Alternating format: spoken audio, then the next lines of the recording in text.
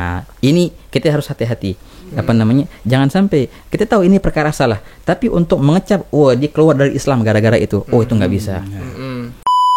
Asasnya ada, tapi pengaplikasikannya, pengamalannya kadang-kadang lebay sampai ngomong ngakak segala macam. Inti bener aja, inti sawak bekhair.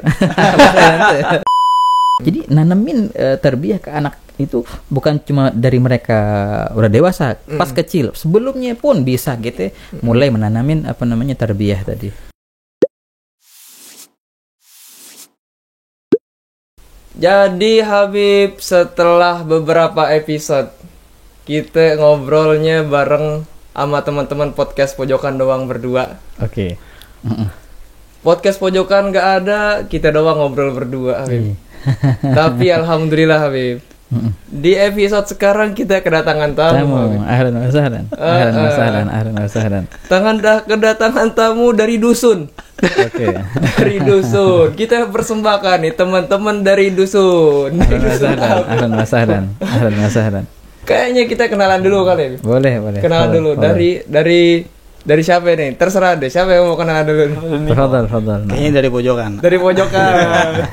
Assalamualaikum warahmatullahi wabarakatuh. Waalaikumsalam. Habib, terima kasih banyak kami udah diterima di sini. Kemang kami dari dusun nyari-nyari, ternyata alhamdulillah ada podcast yang mau nerima kita apa adanya. Saya Doni Alfian dari dusun Duren Sawit tadi. Itu mah kota ya. Tapi yang sebelahnya kayaknya dari dusun beneran gitu. Iya kan. Ahlan wa sahlan. Yang sebelahnya boleh kenalan. Assalamualaikum warahmatullahi wabarakatuh. Waalaikumsalam. Perkenalkan Habib, saya Mulyadi Habib. Dari mana ya? Temanggung Habib. Temanggung Tuh Jawa apa? Jawa apa sih? Jawa Tengah. Dekat Magelang. Dekat Magelang. Iya, Borobudur. Tahu nggak kalau di kampus dulu ada mie sama nasi goreng tuh, namanya Magelangan tuh. Ada yang tahu nggak sih? Kalau di tukang nasi goreng tuh juga ada biasanya Magelangan. Ada yang tahu nggak? Enggak. Oh ya, biasa ngobrol sama orang dusun. Pas kan makin bayakin. Bayakin gitu. Oke, selanjutnya. Assalamualaikum Habib. Waalaikumsalam. Saya Novan. Dari Malang. Novan. Dari mana nih? Malang, Jawa Timur. Dari mana? Jawa Timur. Ahlan wa sahlan. Alhamdulillahirobbilalamin. Selamat datang teman-teman. Akhirnya podcast kita kedatangan tamu juga, Habib. Tapi sebelum itu kita juga belum sapa. Assalamualaikum warahmatullahi wabarakatuh, teman-teman Ashab Haji. Bersama lagi kita bertemu teman-teman yang di rumah, yang lagi di mobil. Kemana ada yang protes, Habib? Kemana ada yang protes? Jadi ada yang nyetel podcast kita di dalam mobil. Nggak disapa. Nggak disapa makanya. Iya. Ini yang di mobil, yang di pesawat, yang di mana aja pokoknya. Selamat udah ngikutin kita terima kasih banyak. Terus ngikutin konten kita dan mudah-mudahan bisa membawa manfaat buat kita, buat pribadi kita nih dan buat orang-orang banyak. Oke, tetap lagi teman kembali bersama program acara Obrolan Muslim.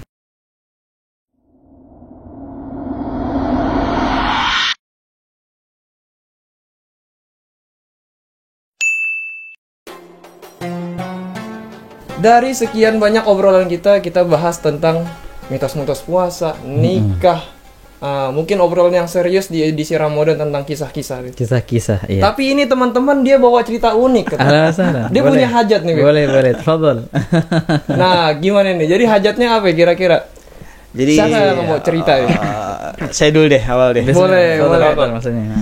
Jadi gini Habib, maksudnya kebanyakan setahu saya waktu belajar dari kecil gitu kan tentang agama Islam itu kita diajarin dari ilmu tauhid ya kan, sifat 20 itu dan fikih dasar gitu. Tapi lambat launnya waktu saya bertemu dengan orang-orang aneh kalau saya bilang gitu. Aneh dari segi apanya nih? Aneh dari seginya dia ngebawa-bawa tentang ajaran dia mengatasnamakan Islam tapi dibalut dengan sedemikian rupa seolah-olah itu ajaran, tapi saya nggak nemu dengan pelajaran yang waktu kecil itu saya pelajarin gitu Habib. Oke. Contohnya itu dia ngerasa dia belajari ilmu tentang ngaji diri. Ngaji diri Habib. Apa ngaji diri? Gimana itu? Gimana? Haji Din itu dia mau mensucikan hatinya, Habib. Oke. Nah, cuman yang saya lihat ini dia tuh suka dengan ziarah-ziarah, contohnya seperti itu, dan juga dia berkaitan dengan hal yang goib-goib gitu, Habib.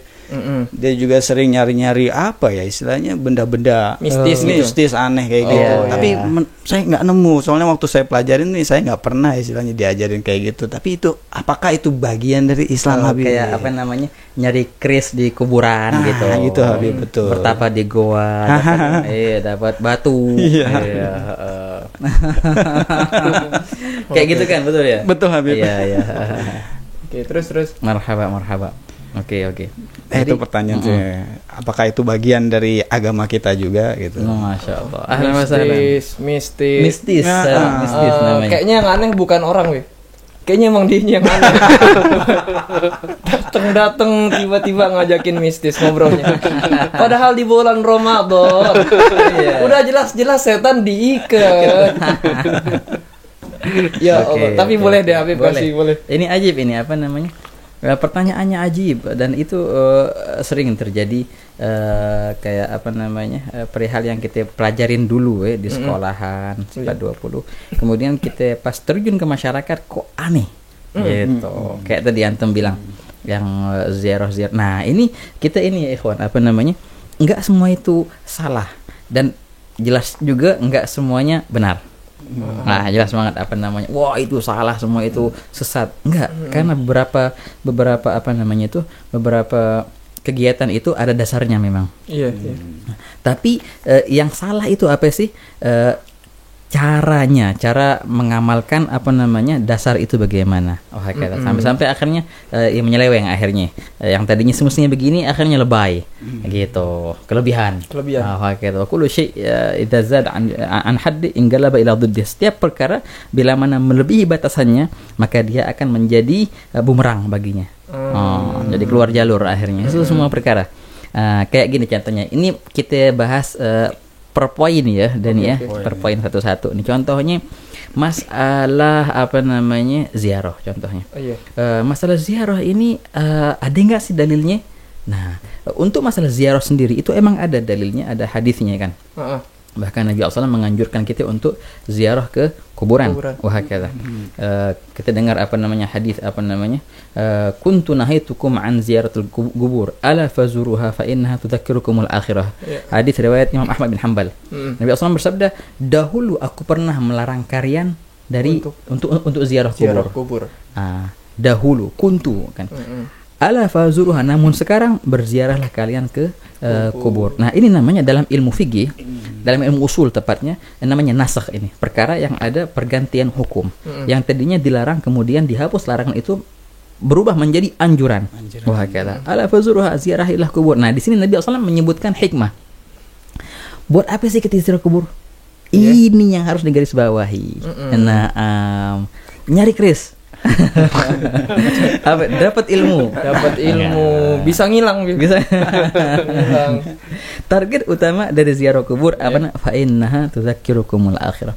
Karena kubur inilah yang akan mengingatkan kalian kepada akhirat. Ingat mati. Kita pas ziarah kubur, jangan lupa loh, ente jangan terlalu apa namanya lebih ke dunia, karena ente bentar lagi jadi kayak gini nih. Persiapkan dong untuk apa yang setelah ini. Kalau ente mati, ente mau bawa apaan? Nah, itu yang kita ingat ketika kita ziarah kubur. Ini target utamanya. Tujuannya utamanya begitu. Untuk apa namanya? Ingetin kita ke alam akhirat. Tapi gitu.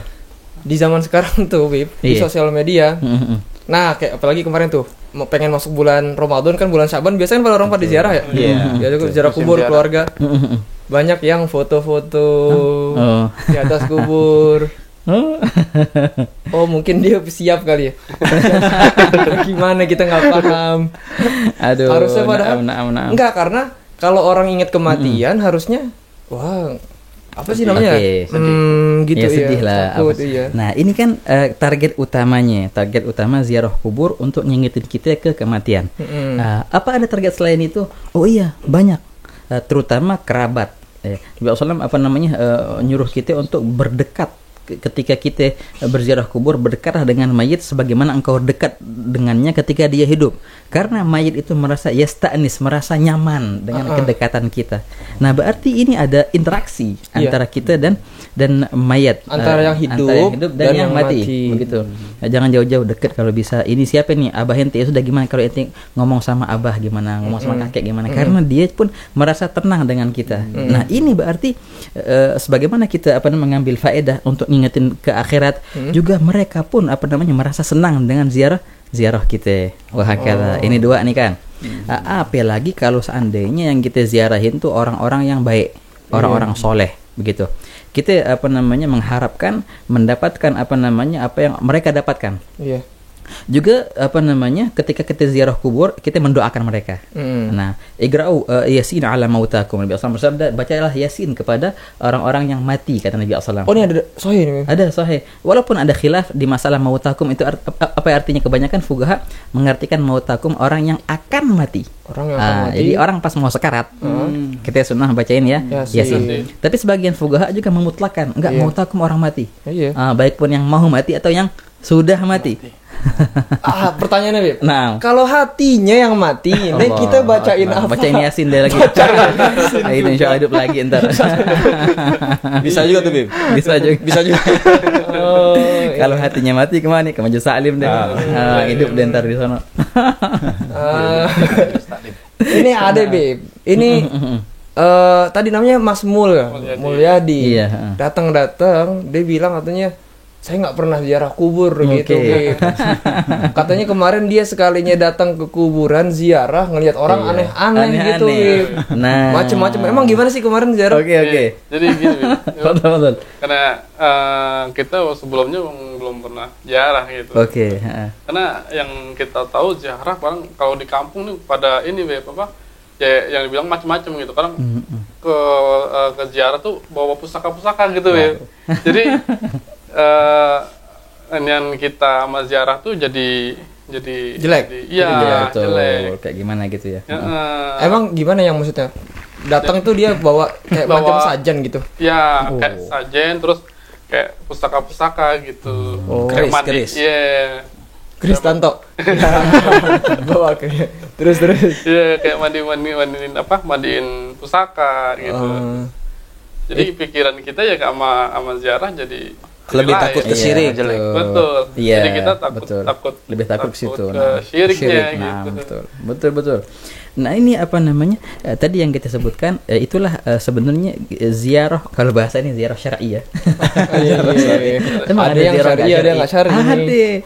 Nah, ada juga yang tadi asasnya tadi ada masalah ziarah tadi kan. Memang asasnya, pondasinya untuk pengamalan ziarah itu ada.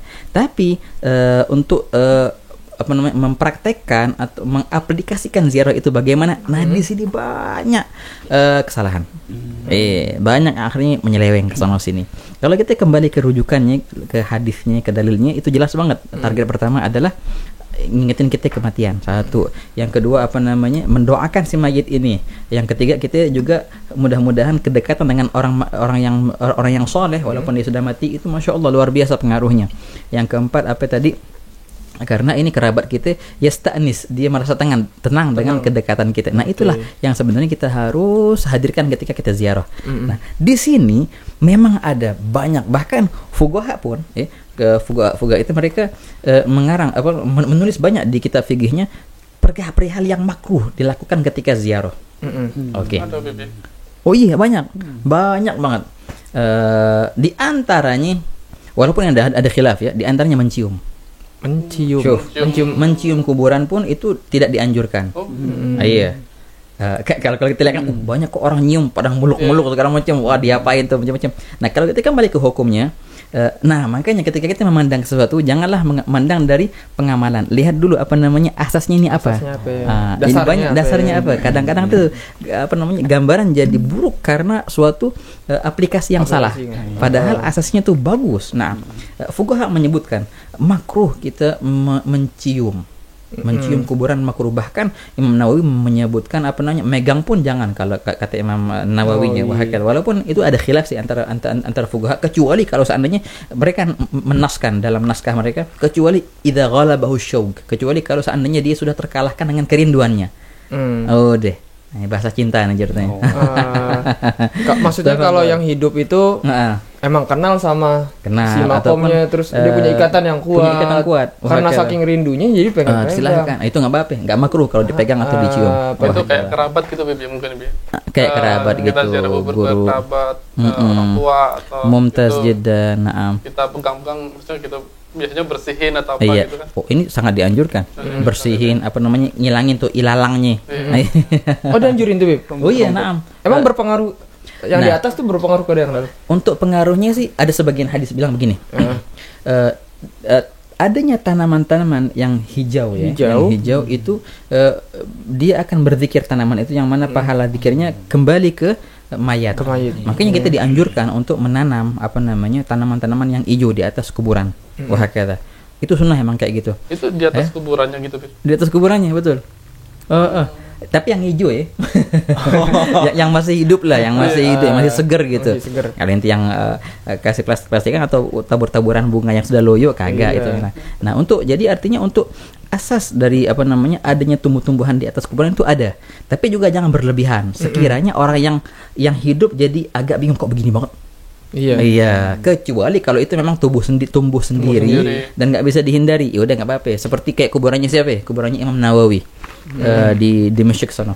Itu tumbuh pohon yang gede banget, gede-gedenya di atas kuburannya Imam Nawawi. Ya sudah, itu nggak bisa diapain lagi. Tumbuh sendiri tuh. Karamat ya dibilang, di antara karamat beliau banyak jadi yang beristighfar di daun-daun itu kembali ke dia. Nah, ini juga di antara yang pengamalan yang salah ketika kita berziarah kubur, kayak tadi mencium contohnya, walaupun kecuali kalau rindu lah. Dan kita juga ketika melihat orang mencium, kita jangan langsung suudzon, itu salah, itu apalagi syirik. Enggak juga, bisa jadi dia termasuk dari golongan orang-orang yang rindu. Yang memang diperbolehkan ngilang makruhnya. Nah, begitu. Juga dari segi kuburannya sebenarnya sih enggak terlalu diwah-wahin ya sebenarnya. Kita merujuklah ke ilmu fikih kita, atau syarah-syarah daripada ilmu hadis. Bagaimana sih kuburan yang selayaknya? Enggak diwah-wahin, pakai ini segala macam, kecuali kalau itu ulama. Nah, memang kalau itu kuburannya ulama, orang alim, orang berpengaruh, sangat dianjurkan untuk dikasih alamat. Tanda. Wahakata. Dikasih gubah segala macam. Orang pada bilang, emang si mayat ini berteduh dengan gubah ini? Bukan, kita buat gubah ini bukan gara-gara si mayat, biar orang yang ziarah nggak kepanasan. Itu bukannya sih yang mayat ini yang menjadi manfaat. Enggak, dia udah ngapain di kubur nggak tahu gitu ya. Yang ziarah kepanasan kalau baca hasil lama-lama. Makanya kita buatin ya gubah, sagifa, atap ya gitu ceritanya untuk perihal pembuat gubah itu. Nah, itu apa tuh ceritanya? Batu nisan yang gede-gede contohnya kan. Batu nisan yang gede-gede, ataupun ditulis mana ini adalah kalau itu orang alim ya. Kalau itu orang alim maka nggak apa-apa. Bahkan kata fuqahanya, kalaupun seandainya dikuburkan di tanah wakaf, itu masih diperbolehkan kalau seandainya dia orang alim. Untuk apa? Untuk dikenang di kemudian hari, untuk menjadi tauladan. Inti untuk dibuat kayak gitu. Manakibnya biar dibaca orang. Buat dia apa ya? Orang nyontoh. Ketika ziarah. Jadi abis ziarah ada asar, ada bekasnya. Ada bekasnya. Iya. Dituliskan. Kalau untuk ini saya ada ini Habib. Kalau kayak gitu benar jelas. Maksudnya ada alamat ini tentang beliau adalah orang soleh. Bahkan biografinya juga tuh jelas gitu. Di kampung kita nih terkadang ada istilahnya kayak makam keramat gitu. Sedangkan biografinya kita nggak tahu siapa. Sedangkan katanya sehingga orang pada sering ziarah ke situ gitu kan. Padahal kayak tadi Habib bilang, ziarah itu adalah poin-poin tadi yang Habib udah sebutkan kayak gitu kan, seharusnya gitu. Malah menggandrung untuk ke ziarahnya gitu. Sedangkan amalan seandainya dia bersangka baik, di situ benar-benar orang soleh gitu kan, walaupun nggak ada biografinya, seharusnya kan kita lebih ke perilaku beliau semasa hidupnya gitu Habib. Betul banget. Nah itu makanya Terus yang Habib bilang ada tanda-tandanya, nah itu gimana kita nandain gitu kalau nih makom benar orang soleh atau bukan gitu.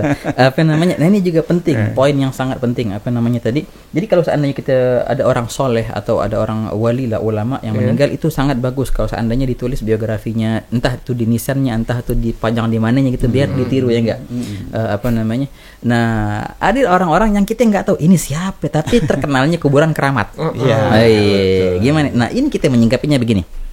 Kita menyikapinya, kita sebenarnya nggak boleh sih untuk suudzon ya. Suudzon tuh nggak boleh sama sekali, baik pun yang orang sudah mati, ataupun orang masih hidup. Jadi gimana? Ente pilih dua lah. Yang pertama, ane nggak tahu menau. Nggak tahu siapin, udah nggak tahu deh. Atau kita husnudzon sekalian, bismillah, Allah kali aja ini. Selagi orang-orang bilang dia orang baik, itu memang biasanya apa namanya, Allah Ta'ala nggak menyia-nyiakan husnudzon mereka itu. Wal abdu in dhanna khairan lam yakhib.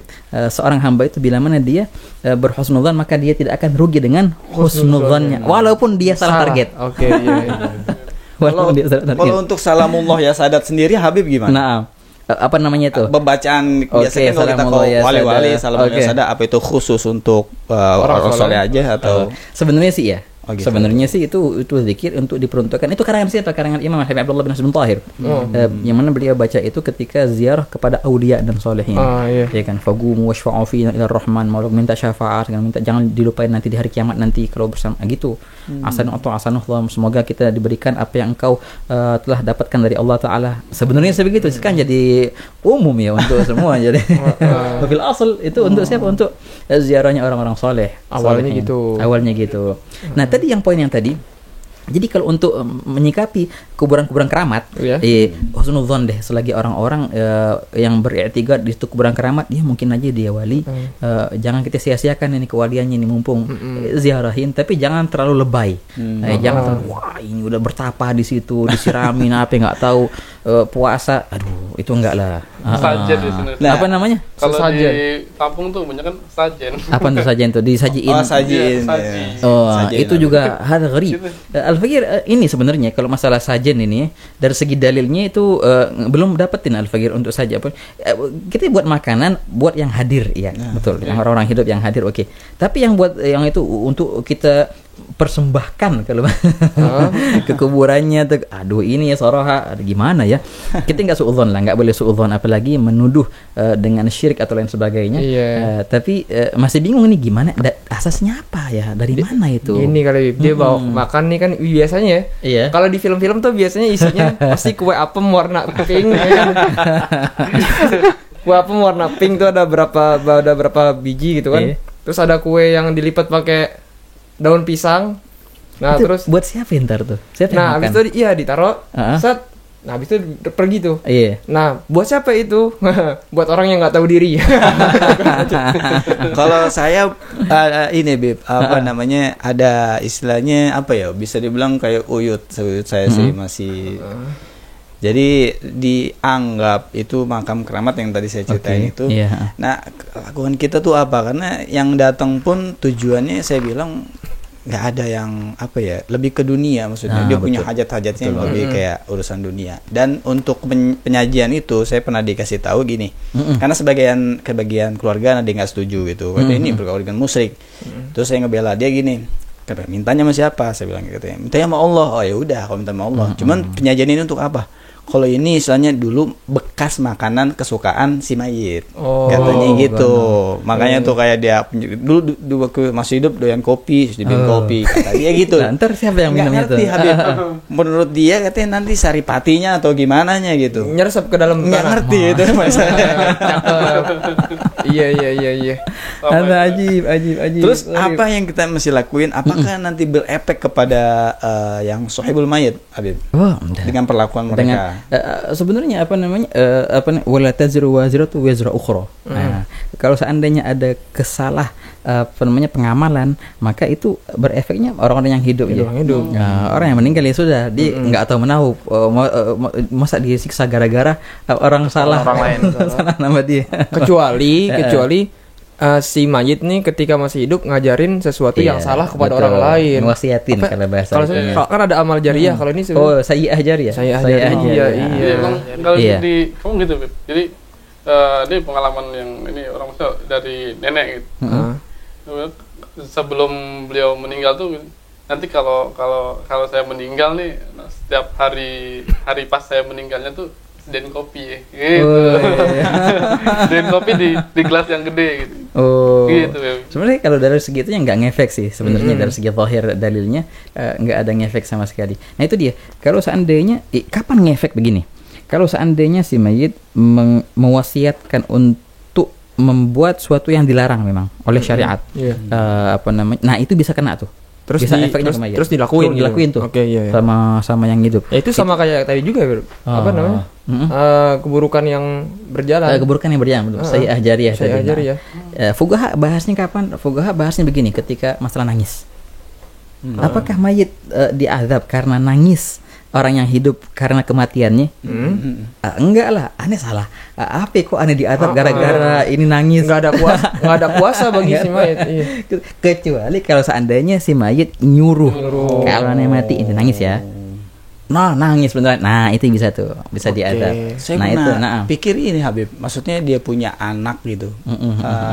Saya pernah dengar ini Habib, apa namanya? Kalau nggak salah la'ana Rasulullah gitu ya, azwaratil kubur. Mumtaz. Ayo. Itu kan. Nah, katanya juga berpengaruh nanti kalau kayak pematian nih kan. Iya. Pematian ketika mau dikuburin kan tuh pada ngikutin tuh. Ini cewek-cewek nih pada ngikutin. Jangan, nanti kasihan yang si mayit. Karena akibat ente ulah ente akhirnya mayit kena. Akhirnya gitu Habib. Nah, betul. Ini dia di sini fuqaha membahas masalah ini. Kalau fuqaha membahas masalah itu di babul janazah, al-muhadditsun mereka pakar hadis membahas di seperti hadis ini. La'anallah, Allah melaknat zuwarat, perempuan-perempuan yang ziarah ke kubur. Tambahannya begini, al-qailati hujra, yang mereka yang berkata hujron, rugi kami. Itu artinya sangat-sangat menyesal. Kalau bahasa mereka tuh nangis sampai nyobek-nyobek, sampai mukul-mukul. Nah, berlebihan. Lebay. Nah, ini juga bahas. Masa sih itu berefek untuk si mayit? Nah, kapan berefek? Di penjelasannya berefek bila mana si mayit mewasiatkan itu. Itu baru berefek. Bukannya ini maksudnya. Iya. Saya juga pernah dengar kenapa perempuan itu tidak dianjurkan ziarah kubur, karena dia hatinya lemah. Ini diantaranya kan. Iya. Kenapa sih kok si perempuan, laki-laki gimana nih? Betul, karena biasanya perempuan kalau ziarah kubur nggak tahan. Gampang. Ntar nangis, ntar teriak-teriak, ntar gimana begitu. Satu poin di sini. Untuk masalah pas kita ngelihat orang ziarah kubur ya, kita tahu nih salah nih kelakuan nih. Entah dia nyajiin apa lah, entah dia bakar kemenyan lah. Pengalaman. Biasaan dia soalnya. Entah dia ngapain, entar dia meluk lah kuburan, entar dia guling-guling. Aduh, ini gimana ceritanya? Ini semestinya tidak layak untuk dilakukan. Tapi pertanyaan sekarang, apakah diperkenankan bagi kita untuk mengecapnya? Oh, ente syirik dengan ini. Ini kita harus hati-hati. Jangan sampai kita tahu ini perkara salah, tapi untuk mengecap, dia keluar dari Islam gara-gara itu. Itu nggak bisa. Bahkan kalau seandainya dia itu ngelakuin apa gitu, bahkan kata fuqaha, kita lihat dia sujud pun kita nggak bisa ngecap dia syirik. Masa ini sujud loh kepada selain Allah Ta'ala? Kalau aja dia mau sujud mau ke kiblat tapi nggak tahu kiblat di mana, atau benar-benar mau ke kiblat, artinya ngecap orang sampai ke syirik itu, itu sudah puncak yang luar biasa. Kenapa? Karena perihal iman ya, dan syirik itu ada yang di mana? Di hati. Nggak kelihatan.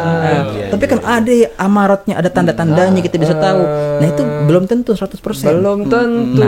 Jadi jangan antum ngecap aja.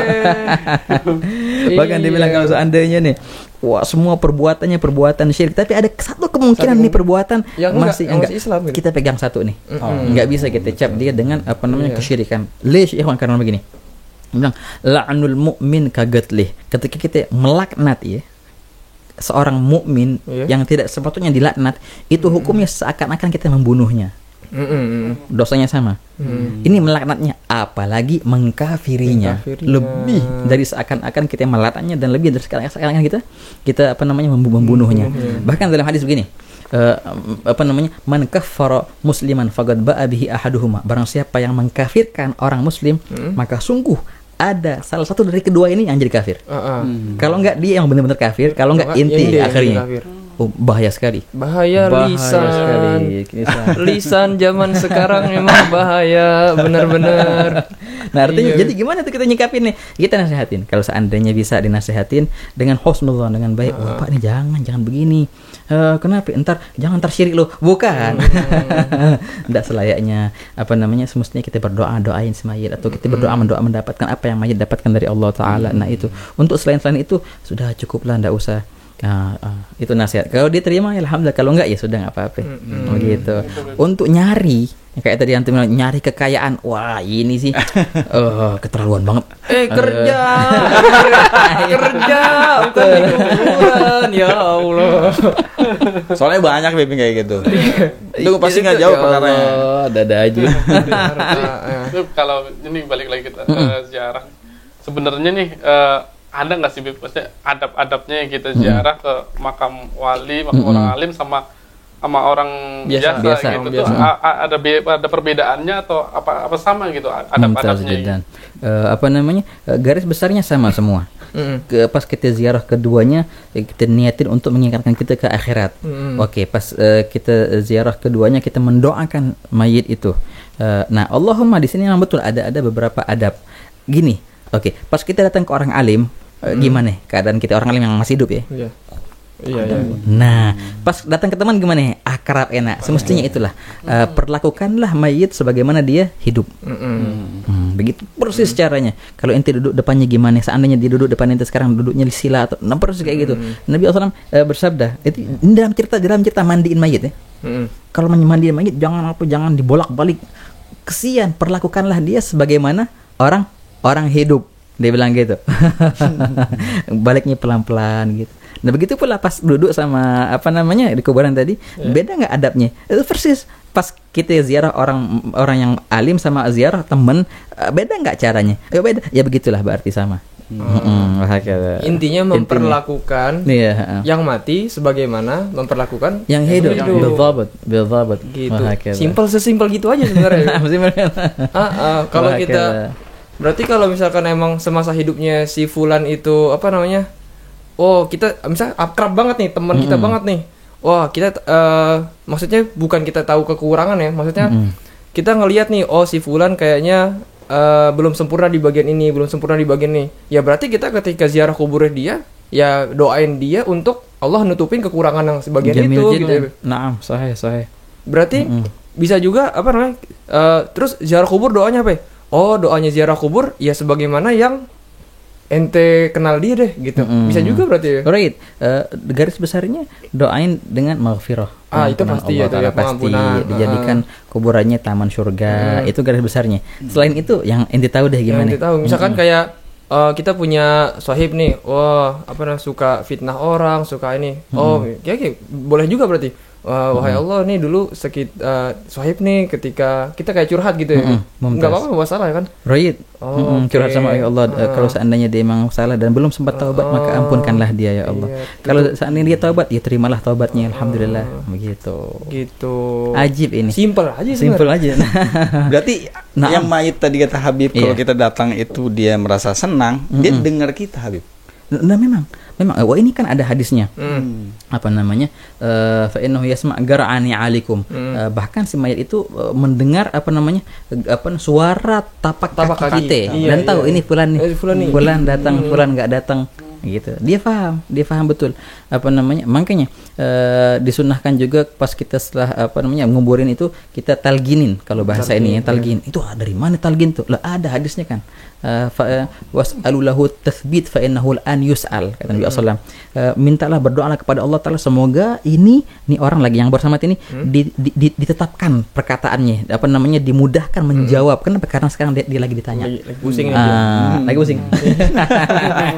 Ya soalnya di Betawi sering gitu Habibnya, nih anak datang katanya gimana nya.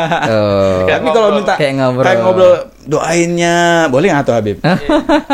Doainnya anak saya nih biar dapat jodoh gitu.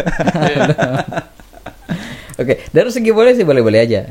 Boleh, zahir boleh-boleh aja. Oh, enggak aja dia enggak lah jadi syirik ataupun makruh ataupun haram lah, tafadhol boleh-boleh aja. Karena memang dia mendengar apa yang apa namanya? Yang kita bilang. Nah, dia dari mana? Ada hadisnya Nabi SAW waktu Nabi SAW di perang Badar.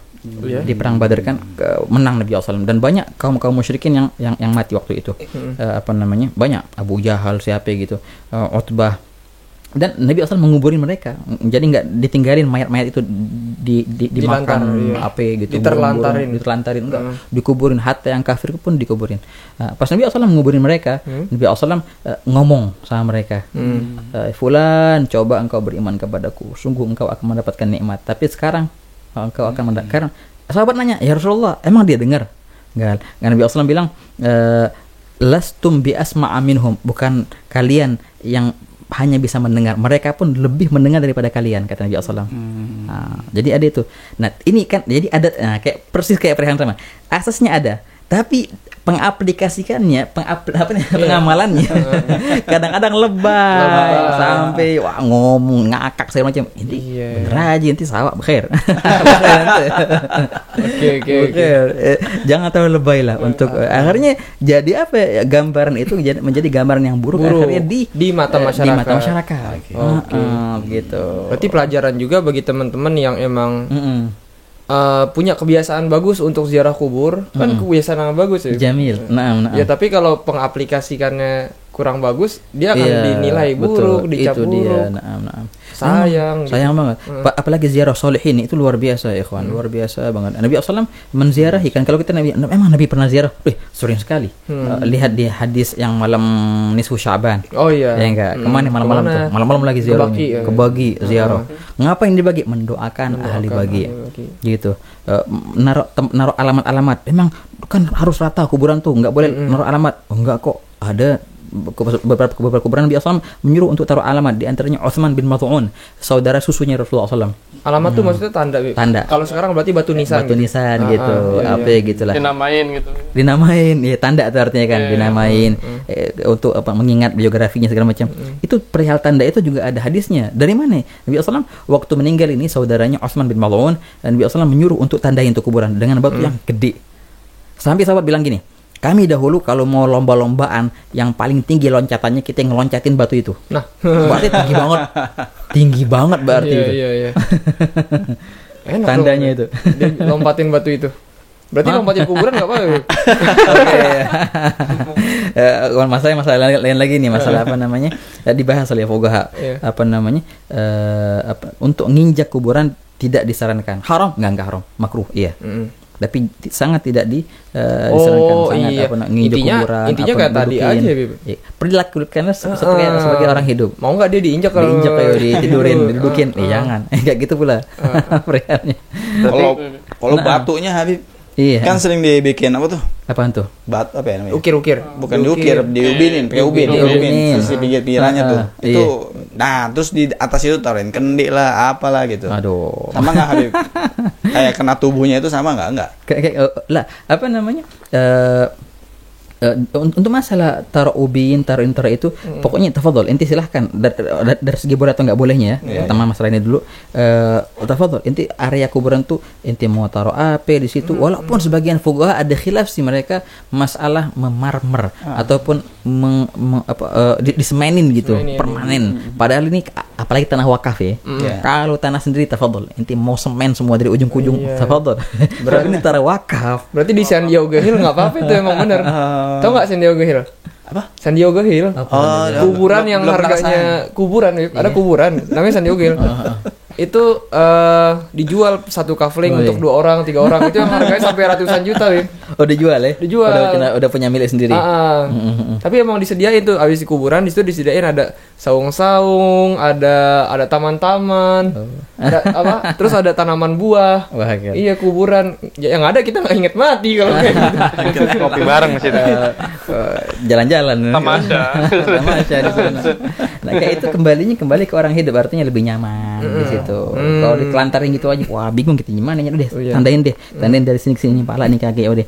Masalah kendi-kendi ini, wah gimana ya, apa namanya? Yang memang sunnahnya apa namanya? Itu tumbuh-tumbuhan yang hijau tuh. Ada hadisnya. Idkhir lah atau yang lainnya. Selain itu, gimana? Mau taruh kendi, untuk sebagai alamat saja oke. Kembali madarat atau manfaatnya ke yang meninggal enggak sih? Kalau bunga-bunga itu mana? Nah persis pakai itu bunga-bunga tadi penting masih seger ya, Beb. Seger ya. Sekiranya masih hidup. Kalau sekarang kan banyak kan bunga bukan yang masih hidup ya. Yang potek-potekannya itu ya. Kita tabur-taburin gitu. Nah, potek-potekan. Ada pernah dengar gini nih. Bunga yang kapan tanaman itu disebut mati? Ketika tanaman itu terlihat layu. Nah, artinya ketika daunnya baru dicabut, tek dari apa namanya, dari batangnya. Nah, itu dia belum mati nih. Belum mati, masih hijau nih ya. Masih hijau. Nah, berarti kan dalilnya tumbuhan-tumbuhan juga berzikir. Berarti dia yang dicabut dia masih bisa berzikir. Makanya ditaburin gitu. Berarti oke aja berarti kalau tanaman-tanaman gitu. Selagi dia belum layu lah. Selagi dia belum layu. Kalau bunganya aja gimana? Masih lah. Bunganya aja gitu. Enggak apa-apa. Tumbuhan kan. Gitu. Iya, entah bunganya, entah daunnya, entah akarnya, entah apa rantingnya, enggak apa-apa. Besok ziarah orang bawa kayu jati. Nih yang banyak nih. Ayo. Yang penting masih hidup. Bukan. Nah, itu dia juga apa sih yang jadi perhatian? Ziarah ya bukan cuma bawa-bawa apa namanya? Bukan berarti kita ngandelin si tumbuhan untuk berzikirin. Tapi kita yang masih hidup pelajarin gimana caranya doain si mayit. Nah, betul. Itu apa ya? Miris sebenarnya sih. Miris banget ngelihat apa ya? Mungkin tradisi yang baik, iya betul, diaplikasikan dengan kurangnya pemahaman gitu. Walhasil datang ziarah kubur, udah cakep nih, ngajak keluarga besar, udah cakep juga. Datang ke kuburan dengan pakaian yang sopan, udah cakep, biasanya nggak sopan. Akhirnya beli juga tanaman-tanaman tuh, biasanya kan dijual sama air mawar gitu-gitu. Walhasil sampai kuburan, cek kelar, cekrek. Udah kurang lah. Aduh, saya banget. Terus kalau misalkan nanemin jiwa tauhid dari kecil tuh gimana, Bi? Nanemin jiwa tauhid dari kecil. Kan kayak pernyataan Mas Fajar tadi tuh. Iya. Kan kalau misalkan ke kuburan biasanya pakai bawa anak kecil. Oh iya. Nah, jadi kalau misalkan kan anak kecil tuh kadang kayak saya pribadi nih, kan gak dikasih tahu nih kuburan nih kita ingat mati nih. Kita ke kuburan ini buat ziarah, silaturahmi, buat ini kan gak kasih tahu tuh. Supaya dia tuh nggak kayak bapak berdua ini. Maksudnya nggak sampai salah jalan gitu. Kayak nginjek makam nggak boleh gitu. Tuh makruh ya. Apa yang mesti gitu ya? Ajib. Apa namanya? Emang luar biasa apa namanya? Tarbiyah itu ya ikhwan, bukan hanya dari kecil, bahkan yang namanya tarbiyah itu bisa kita mulai semenjak anak itu di dalam perut ibunya. Bahkan sebelum itu juga bisa. Itu pengaruh banget, luar biasa itu. Makanya ada cerita nih Ajib. Apa namanya? Ada suami istri, dua-duanya orang soleh banget. Di suaminya sebelum nikah sama nih cewek, masya Allah. Si cewek juga masya Allah waliyah, masya Allah solehah. Nikah berdua juga. Jadi tiap-tiap pagi tuh kalau suaminya mau pergi, si istrinya wanti-wantiin, abang jangan lupa, jangan engkau jangan engkau jerumuskan aku ke neraka. Nah, artinya inti kalau cari rezeki yang halal. Inti yang apa yang nanti bawa aneh makan, jangan sampai itu yang haram. Dijaga makanannya sampai akhirnya si istri hamil. Lebih lagi dijaga, jangan sampai nih anak makan yang haram. Terus suaminya juga masya Allah sampai keluar tuh anak. Keluar anaknya masya Allah, munawar, luar biasa. Makanya yang halal dijagain semua, si ibunya, si bapaknya nyusunya dalam keadaan bagus lah, ibunya pakai kerudung sambil berzikir, nyusunya gitu. Ini adatnya orang sana begitu, orang-orang Hadramut kalau lagi nyusuin gitu kerudungan sambil berzikir. Makanya itu luar biasa pengaruhnya. Nah ini yang namanya penanaman tauhid itu. Maaf nih. Terlalu nih, Bib. Ini penting soalnya nih. Pantes orang-orang di Indonesia anaknya baru lahir langsung main TikTok, langsung joget-joget, ya kan? Kenapa? Lagi nyusuin ibunya. Lagi nyusuin sambil nonton HP, nggak pernah lepas. Sedangkan orang Hadramaut sambil nyusuin tutup aurat, berzikir. Lahirlah ulama. Iya, masya Allah. Yang ini lahir juga. Mudah-mudahan jadi ulama. Gitu. Nah gitu apa namanya penanaman itu dari semula. Oh, iya, Akhirnya gimana ceritanya itu? Ceritanya akhirnya anak itu, ya masya Allah luar biasa banget. Sampai akhirnya si anak ini diajak umroh sama bapaknya. Nah, diajak umroh sama bapaknya terus dia sama ibunya sama anaknya diajak umroh. Sudah mulai ihram segala macam.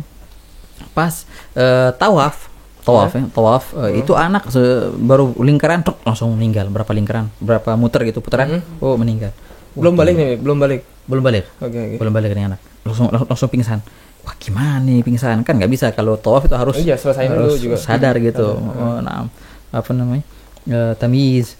Oke, muter lagi, pingsan lagi, nggak bisa, nggak sah lagi tawafnya. Gimana ceritanya, nggak sah ini tawafnya nih, ini anak dibocah kesian. Apa namanya, sah saja sih kalau apa namanya anak kecil, tapi tawaf dibawa oleh abahnya nggak harus ditamyiz, tapi yang penting dalam keadaan sadar. Bukannya pingsan, kalau misalnya batal. Gimana nih, bingung bapaknya. Wah, masa sih sejauh-jauhnya gitu ya, kesini demi umroh, sia-sia gitu. Sia-sia, bocah nih nggak sah mulu tawafnya. Akhirnya dia nanya sama ulama Mekah di sana. Ulamanya juga masya Allah kelihatan ini ahli nur, lihat. Oh, masya Allah nih yang nanya ini luar biasa. Dia sama istrinya bawa anaknya, ini aneh bingung, anaknya ini tiap-tiap ke tawaf dia pingsan. Oke, gampang katanya. Ini ente mau solusinya? Aneh jamin solusi jitu kan apa bahasanya? Iya, jitu. Manjur. Oke. Tokcer. Terus. Solusinya keren. Tapi ente harus lakuin. Ya nggak apa-apa. Ini yang ngasih solusi ulama juga. Ulama. Oh, luar biasa juga. Apa namanya? Bahkan di waktu itu muftinya Mekah waktu itu. Gini katanya, ente besok beli korma di toko. Oke, ente beli apa namanya? 9 butir korma. 9 butir korma ente beli itu. Satunya ente ngambil. Tanpa izin. Jadi 10. Ente 10 tuh makanin, kasih bocah tuh 10-10-nya. Dia bingung. Loh, hada haram katanya. Ini enggak boleh. Aneh tahu kata mufti itu. Aneh tahu. Karena kan mufti katanya. Ngajarin. Dia malah ngajarin. Iya aneh tahu. Tapi ini solusi satu-satunya buat anak ente biar sah tawafnya. Kalau enggak bakal sah. Oke. Nggak apa deh, apa namanya, entar kalau sudah tawaf kelar, udah abis itu nanti minta keikhlasannya gitu. Jadi disiasatin gitu. Wah gimana? Ada nggak cara selain ini? Nggak bakal deh. Ini satu-satunya cara. Solusinya cuma ini toh. Di musyawarah sama istrinya gimana? Ya udah nggak apa deh katanya. Besoknya dia beli korma tuh. 9 yang satu diambil tanpa izin. 10 korma itu dikasih makan ke anaknya. Itu sering Beb kalau di Indonesia tuh sering. Bonus itu namanya. Beli bakwan, beli duku. Cobain ya. Beli duku, nyobain atuh Bang. Atuh lagi enggak bilang-bilang. Ajib. Terus. Nah, akhirnya apa itu anak kelar kan, makan sudah. Besoknya di tawaf. Wah, subhanallah. Tawafnya bener, enggak pingsan dia. Kelar tawaf. Alhamdulillah. Selesai umrohnya. Sudah, ya udah. Akhirnya dia bingung, ini kok bisa ya? Ini apa ceritanya kok bisa nih kelar tawafnya? Nah, jadi ntar besok minta izin deh sama yang punya korma itu, yang jual korma. Katanya, iya kemarin kita ngambil. Oh ya nggak apa, aneh ikhlas, saya ikhlas, ambil aja, nggak apa, hadiah itu satu. Oh ya akhir ikhlas ya Pak, ya ikhlas, tenang aja. Akhirnya dia balik ke si mufti tadi.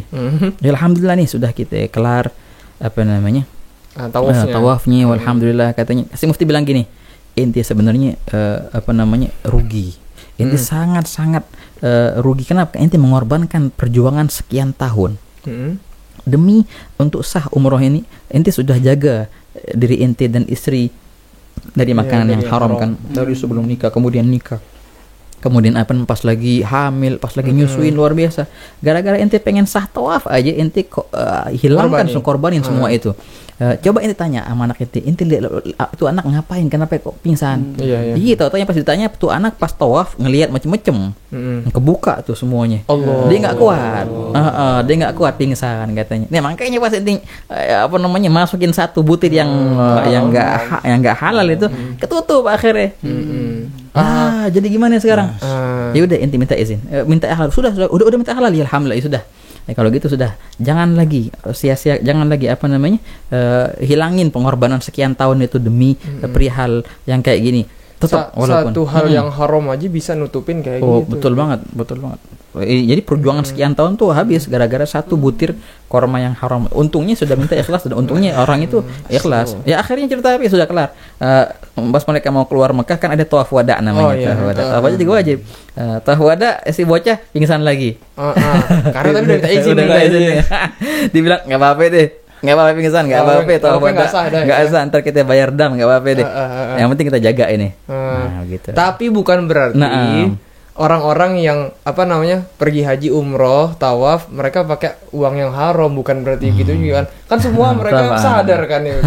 Iya, sadar semua, nggak ada cetelet macam-macam nggak ada.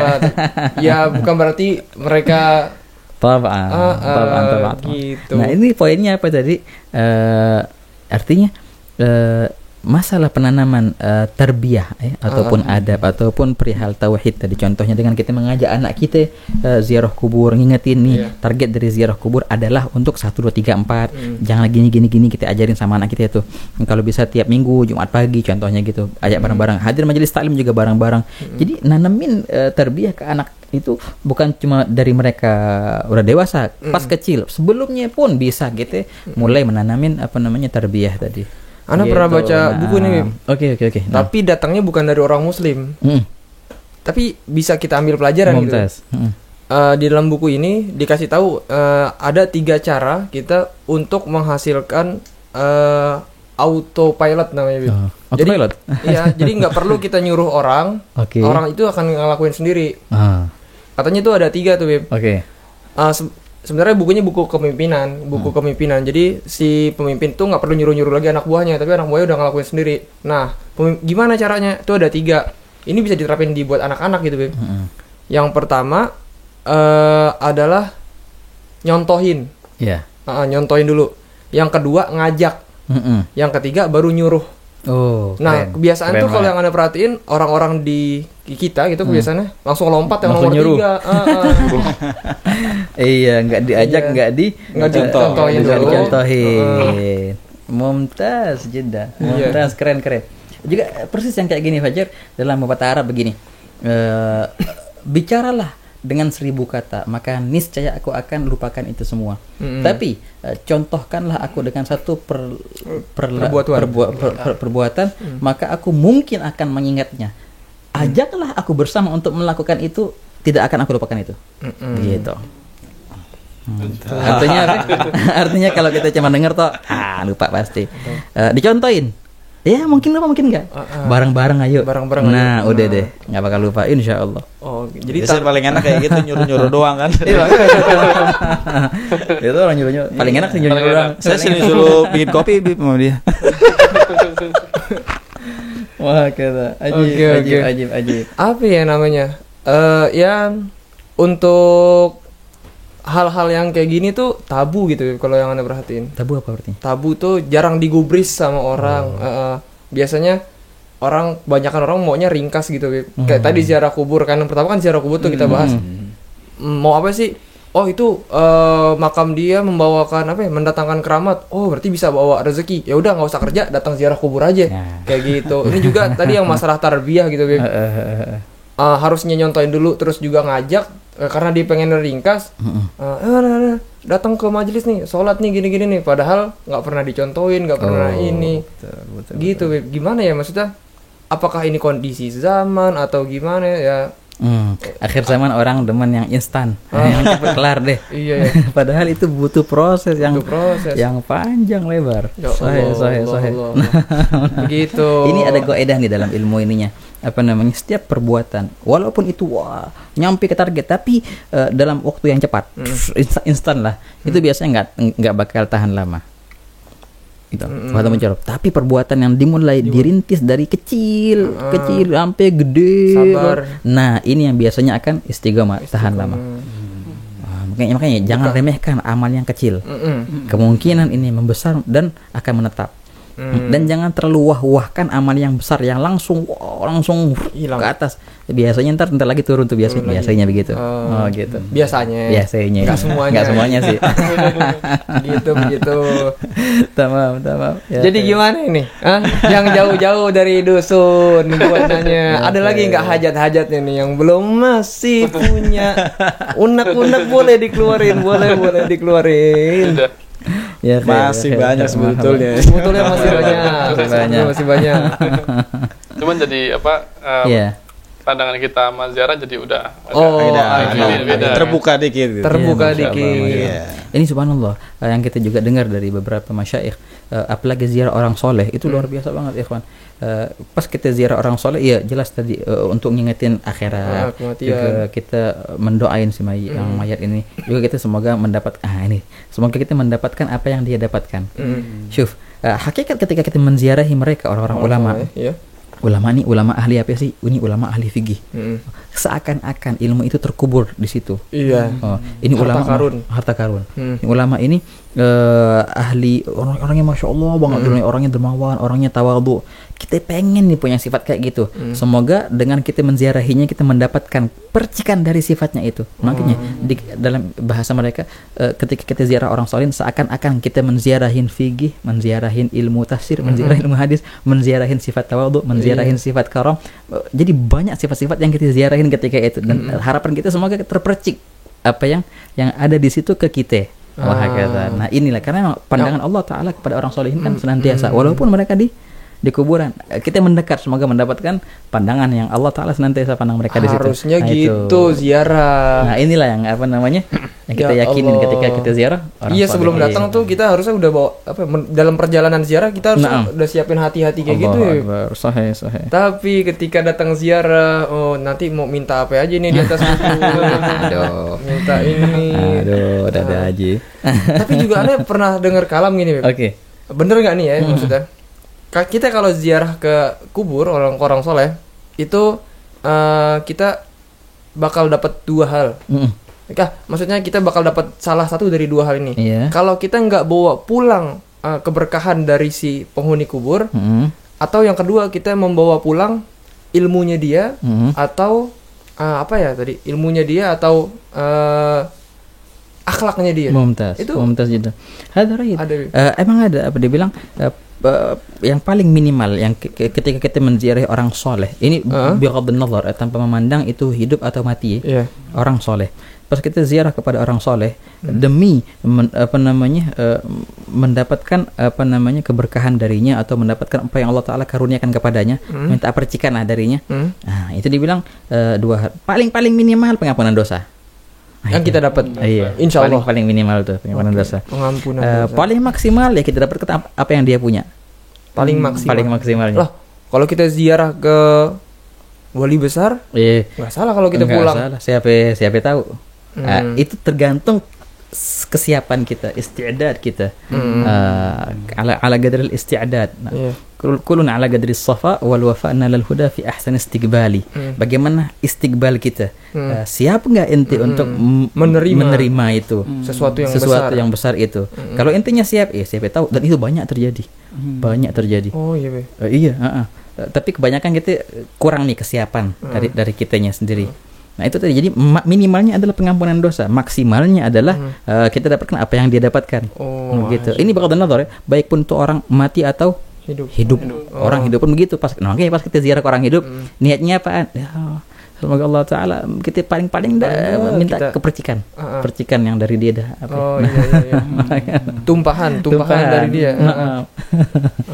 Pernah itu Anda dengar analogi katanya orang-orang soleh itu bagaikan ember kosong ember besar yang telah terisi air penuh. Mumtaz. Apabila seseorang datang ke dekat ember itu, karena embernya udah penuh, pasti kan airnya bakal tumpah. Betul. Tumpahan itu ya buat kita gitu. Allahu Akbar. Gitu. Jamil jiddan. Mumtaz. Ya kita juga nih yang siapin ember deh. Nah, kita siapin wadah juga paling enggak.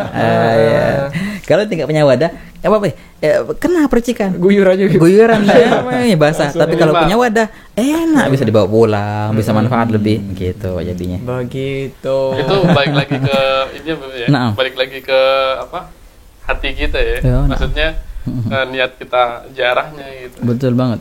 Kalau niat kita udah nggak benar, maksudnya kayak yang minta goib gitu ya. goib, aduh itu. Udah gak bakalan dapet gitu. Aduh, makanya dia bilang, aduh, ada orang nggak tahu juga gimana, nggak paham juga orang tuh mikir apa ya, nyari dunia ke sono. Aduh. Kalau kita tanyain yang matinya, aduh, dia bakal bingung. Orang pada nyari dunia ke sini, ada apaan di sini? Ada aja. Itu gara-gara tadi orang-orang sekarang akhir zaman minta instan. Tadi aneh barusan duduk sama teman. Masalah perihal. Jadi ceritanya ini agak aneh nih, tapi nggak tahu juga, kita sharing dikit. Masalah belajar bahasa. Oh iya. Jadi ceritanya dia pengen cepat belajar bahasa, entah itu bahasa Inggris kah, entah itu bahasa Arab kah. Jadi gimana? Pakai amal-amalan gitu, puasa sekian hari. Emang berhasil? Kagak sih. Ada yang pakai bayar lah, ada yang pakai suruh teriak bertapa di sana sini. Biar apa? Biar bisa bahasa, entah bahasa Arab, entah bahasa Inggris, entah bahasa Arab. Bisa nggak? Enggak sih. Aduh. Pertapa dia. Bisa kayaknya dia. Bahasa hantu dia. Aduh, kali aja kemasukan jin nih dari bahasa itu kali. Kalau ini baru dengar nih Habib. Kebanyakan tujuannya itu sama tadi, cara pengamalannya tadi model bayar gitu kan. Tapi dia lebih ke dunia, lebih ke duit biasanya. Ya nyari miliaran nggak ngerti deh. Ya, ini makanya yang kayak gini-ginian nih, biasanya kan orang ke mana gitu, ke fulan minta jadi kaya gitu, dikasih amalan. Emang orang yang inti mintain tuh kaya? Kalau dia tahu jalannya paling nomor 1 dia udah kaya duluan, ngapain ngurusin orang? Itu subhanallah, ada aja orang. Terkadang ada mereka itu ngebawa apa namanya, menyindirkan kayak orang-orang soleh juga gitu. Tapi dia kan memang beneran gitu, kayak beneran model soleh. gini ya, apa namanya, kayak Abah Hano misalnya. Itu nggak jauh-jauh tuh orang-orang kayak gitu tuh. Mereka sering bertawasul pasti nggak jauh. Mainnya ke Cianjur kayak Angno. Kalau mereka kan memang bener-bener apa Habib istilahnya? Masya Allah. Masya Allah memang bener, kita dikenal sama yang orang-orang soleh juga dikenal, tapi diakui kesolehannya. Betul. Yang saya ketemuin ini masalahnya apa ya? KW gitu. Orang-orang KW nih, ya kan, ceritanya dengan gaya pola mereka, tapi sebenarnya nggak ada mereka di situ. Itu Habib yang kita sering temuin. Ada gharib, apa namanya? Jadi tuh ada orang yang soleh, ada orang yang soleh-solehan. Nah itu dia. Tapi kita ya sebagai apa namanya, harus husnudzon. Allah siapa tahu gitu. Siapa tahu aja dia beneran orang soleh. Tapi untuk mengarah ke sana, apalagi aduh gimana ya? Ketika ada orang yang mengorbankan akhiratnya demi dunianya. Aduh, sudah bagusnya menjauh dari yang kayak gitu. Oh, jadi solusinya gitu. sementara. Solusinya kita menjauh aja lah. Lebih selamat gitu. Lebih selamat. Mendekat ntar malah suudzon, udah asalnya enggak tahu deh, asalnya jauh-jauh. Emang main aman. Zaman sekarang memang paling aman enggak tahu, Beb. Paling aman enggak tahu. Paling aman enggak tahu dah. Selamat insyaallah deh. Selamat. Begitu. Ya, khair. Tapi wah ini udah panjang banget, tapi satu lagi mungkin kali ini. Boleh. Orang-orang yang ziarah kubur terus pulang-pulang aku bawa kodam gitu-gitu, bener nggak sih? Oh, ini bisikan gitu. Gimana ya? Iya, dia kayak ziarah kubur terus tiba-tiba pulang-pulang kayak habis dapat wahyu gitu, Iya. Ada bisikan inian gitu. Oh, gitu. Aduh. Gimana ya? Ini kita sebagai yang lihat yang kayak gitu ya husnudzon, nggak tahu apa yang terjadi, wallahu alam. Tapi kalau untuk kita nyari kayak gitu, aduh ngapain ya, ngapain pakai khodam-khodaman? Sudahlah, udah banyak khodaman. Sudah banyak khodaman yang manusia, ngapain nyari alam lain? Gitu, mau cari khodam ya sudah banyak deh, orang manusia cari deh, cari asisten cari bodyguard cari bodyguard ya sudah. Mungkin karena mereka nggak mampu nyewa itu Habib, jadi sendiri. Padahal jelas-jelas sebaik-baik perlindungan adalah Allah subhanallah. Nah itu gini Habib, yang Doni sering rasain, kadang-kadang mereka yang kaum muda ya kan, akhirnya dipacu dengan yang kayak gitu kan. Wah, di belakangnya misalkan apa harimau gitu kan. Jangan keluar, nanti kalau udah marah baru keluar. Nah, mereka merasa apa ya jadinya? Di dalam dirinya tuh ada sesuatu. Itu Habib. Merasa paling berani. Dan orang sekarang demen kayak gitu kan akhirnya. Coba suruh alif bata, mereka nggak mau. Nah ini dia apa namanya, semua kembali ke masalah tarbiyah tadi. Bila mana seandainya dari kecilnya ditanamkan apa yang lebih utama, al-awlawiyat, apa yang target sebenarnya. Nggak bakal kepancing ke kanan kiri. Nah, gara-gara emang nggak ada asas pondasi yang kokoh, akhirnya mudah dipengaruhi di apa namanya diolok-olok gitu diagung-agungkan ya. Dirayu dengan kayak gitu-gituan. Diiming-imingin dengan kayak gitu. Padahal kalau seandainya kita melihat ini bukanlah suatu target yang mulia. Apa namanya biar orang takut sama kita. Emang kenapa kalau orang takut sama ente? Ayo. Terserah dia orang mau takut mau kagak. Ya udah ente jalan sendiri ngapain ngurusin orang. Iya. Ente udah takut sama Allah aja, orang bakal takut sama ente. Udah kelar. Man khafa Allah khafa minhu kullu syai'. Barang siapa yang takut kepada Allah, maka semua yang takut ya semua itu bakal takut kepadanya. Tapi orang yang enggak takut sama Allah, dia bakal ketakutan dari segalanya. Gitu. Ini yang kayak gini nih yang kita harus tanamkan di masa kecil. Terus apa namanya yang target adalah keridhaan Allah taala. Ngapain orang mau redha, mau murka, mau ngapain? Ada yang khadim, ada yang enggak khadim, ya biarin, ente jalan sendiri deh. Wah, kata. Itu lebih nikmat. Ana pernah dengar kalamnya almarhum Habib Munzir. Alhamdulillah. Beliau bilang, aku tidak peduli puluhan ribu orang membenciku, tapi aku akan jatuh tersungkur ketika aku mengetahui bahwasanya Allah membenciku. La ilaha illallah. Iya, jadi waktu itu dia pernah ngadain acara di Monas gitu, Beb. Terus banyak orang yang kurang suka gitu, banyak cemooh, banyak fitnah segala macem gitu. Terus karena ada mungkin beberapa muridnya yang nyampein, tapi begini-gini, terus dia jawabnya kayak tadi gitu, Beb. Artinya emang apa sih namanya? Ya kebencian makhluk nggak sebanding ya, dan juga nggak mempengaruhi hidup kita gitu. Sahih banget, sahih. Ada Masya Allah Syekhana Al-Habib Munzir luar biasa. Ini kalau kita lihat dari asasnya ada di hadis. Nabi SAW waktu berdoa kan pas balik dari Taif, di antara doanya, in lam yakun bika alayya ghadabun fala ubali. Ya Allah, kalau seandainya engkau tidak murka kepadaku, maka aku enggak hiraukan apa yang orang-orang buat kepadaku. Terserah mau ngelemparin, mau ngusir, yang penting engkau ridho. Yang lain enggak, yang lain terserah mau ngapain, yang penting engkau tenang. Fala ubali, maka aku tidak peduli, kata Nabi SAW. Taqul as-sayyidah Rabi'ah al-Adawiyah, yang ma'ruf ini Rabi'ah Adawiyah Mesir. Dia bilang begini, in sahha minkal wuddu ya ghayatul muna fakul alladhi fawqa turabi turabu. Bila mana telah sah cinta antaraku dan engkau ya Allah, maka tiap-tiap yang ada di atas debu itu debu. Iya. Di atas tanah itu tanah. Artinya enggak berarti sama sekali. Inti walaupun dicaci maki nih, contohnya dicaci maki, orang dimusuhin segala macam, pengaruh enggak sama ente? Inti aja bawa pikiran. Kalau ente nggak pikirin, happy aja, ya biasa aja, happy enggak. Yang penting Allah ridho. Yang penting Allah ridho. Orang ngatain, wah ente gini, berubah nggak kita jadi kayak gitu? Dikatain hewan, contohnya langsung jadi hewan kayak gitu? Kagak. Orang kotor nggak baju ente? Karena jadi dikatain jadi langsung kotor baju gitu. Kali mungkin kita marah. Kagak. Ada juga kan kalau kata, sekarang ada kata-kata yang paling sering dipakai sama anak muda itu anjing. Itu sering tuh di anak muda, kata hewan, kata anjing ini udah menjadi imbuhan ya. Oh, cakep banget tuh anjing gitu. Wah, iya kan biasanya gitu. Wah, capek anjing kayak gitu. Nah, bahkan kita lagi naik motor cuman klakson dikit doang ya kan. Wah, anjing. Padahal kita jelas-jelas manusia. Tapi ya ini yang mau jadi konsentrasiannya gini. Ana pernah dengar kalam, kalau nggak salah Imam Nawawi kalau nggak salah ya. Itu apabila seseorang mewarisi sifat anjing yang 9, maka dia akan menjadi wali. Atau ada ya? Kalau seandainya dia dengan kata yang tadi maksudnya sifat yang itu, ya royit lah. Tapi biasanya orang nyebutin hewan itu dia maksudnya kata-kata perihal lain. Bukan 9 itu. Enggak, maksudnya gini, maksudnya gini. Ketika kita dikatain orang, wah anjing lo, nggak apa-apa ya. Berarti kita bakal jadi wali nih. Ya, ya. Hada jamil.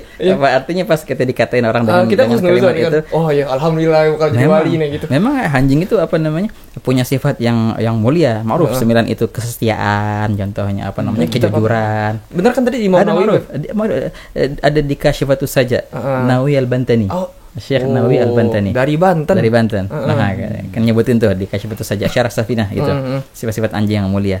Pas kita dikatain contohnya, bukan cuma kita mengira, wah aneh nggak pengaruh. Enggak, ini doa bagus sekali buat kita. Masa jadi hewan Kagak, itu hewan punya sifat yang bagus. Nah, ini mudah-mudahan yang kita punya gitu. yang dari hewan itu. Jadi besok buat teman-teman yang dikatain anjing, bersyukurlah. Bersyukurlah, semakin banyak orang yang ngatain ente anjing, semakin Cepat cepat jadi wali. ente jadi wali. Nah, ini juga nih apa namanya? Apalagi orang tua ya. Jangan sampai ngatain anaknya. Waduh, dengan hewan-hewan apa dengan apa. Ini doanya orang tua kan mustajab banget, apalagi sumpah-sumpahan gitu. Orang tuanya ngatain anaknya dengan hewan, kali aja langsung berubah kan jadi hewan itu. Ada, Itu bisa Beb. jadi. Masih Jangan. mending tuh orang tua yang ngatain hewan emang udah keterlaluan. Tapi ada yang zaman sekarang agak lucu, Iya. Beb. Orang tuanya ngatain anaknya gini, lu tong malas banget, mendingan lu jadi bawang dah. Aduh. Disuruh jadi bawang anak, biar kepake. Bahaya itu ntar. Nggak ada manfaatnya. kepake itu. Jadi bawang. Masa jadi bawang sih? Wah, jangan. Minimal ada manfaatnya. Iya. Manfaatnya. Salah bawang deh. Nah, makanya, aneh kalau di sana lihat orang-orang Hadramut, kalau mereka marah sama anaknya, justru yang keluar apa ya? Doa. Doa. Doa dengan hidayat lah. Ya enggak? Walaupun doa itu maksudnya ini cacian sih, tapi doa. teguran. Tegurannya doa. Oh, keren ini, Masya Allah. Kadang aja bener-bener Allah yahfaduk, Allah yahdik, contohnya. Allah yahdik, Allah ya. yar'ak. Didoain kita malahan. Nah ini, udah kalau marah doain dia sekalian. Kali aja doa itu merubahnya. Begitu. Oh, yang Anda sering dengar ini apa Allah yahfaz gitu kan. Allah yahfad, artinya apa? supaya dia Menjaga kan? menjaga. Menjaga. Allah yahfad. Bahasanya seolah-olah kayak ngomel padahal Iya, doa. kayak ngomel padahal doa. Nah itulah orang sono ngomelnya doa. Ngomelnya doa. Iya. Anjir. Orang sekarang kalau di Indonesia juga ngomelnya doa juga. Tuh. Oh iya. Kan anjing tadi bagian dari doa. Begitu maksudnya. Tuh mau doain anak tuh. Oke. Nggak terasa, Bib. Ternyata udah 1 jam lebih kita ngobrol. kira-kira. Masya Allah. Ini teman-teman dari dusun, insya Allah udah cukup ya. Allah. Insya Allah udah cukup. Mungkin Alhamdulillah. kalau masih ada hajat lagi kita boleh kata kapan-kapan ngobrol lagi. Datang lagi ke sini. Kita terbuka lebar. Dan juga buat teman-teman di rumah yang sekiranya wah nih kayaknya punya hajat nih mau ngobrol apa nih. Oke, boleh datang ke sini, mampir ke sini, kita diskusi sama-sama, kita ngobrol bareng-bareng, kita belajar bareng-bareng di sini. Marhaba. Oke, dan juga untuk episode yang sekarang ini udah terlalu panjang. Tapi mudah-mudahan bisa membawa manfaat buat kita. Amin. Begitu. Dan doa kita sebelum tutup adalah apa ya, Bib? Doa kita, Bib? Dari Habib deh. Insyaallah ya. Dari sekarang. Doain yang apa namanya yang sama kita sekarang abang-abang ini. Iya, Bang, ngomong ini. Yang juga yang dengerin Yang insyaallah dengerin, apa iya. namanya senang selalu insyaallah. Senang selalu, senang selalu. Ini susah, senang selalu zaman sekarang Amin, ini. insyaallah. Iya. Cukup itu, Bib. Amin insyaallah. Senang dunia akhirat. Amin. Ya Rabbal alamin. Ini ikhlas banget ya, amin. Kayaknya banyak masalah di dunia ini. Ya Allah. Oke deh, kalau gitu kita pamit undur diri. Sekian, terima kasih banyak. Wassalamualaikum warahmatullahi wabarakatuh.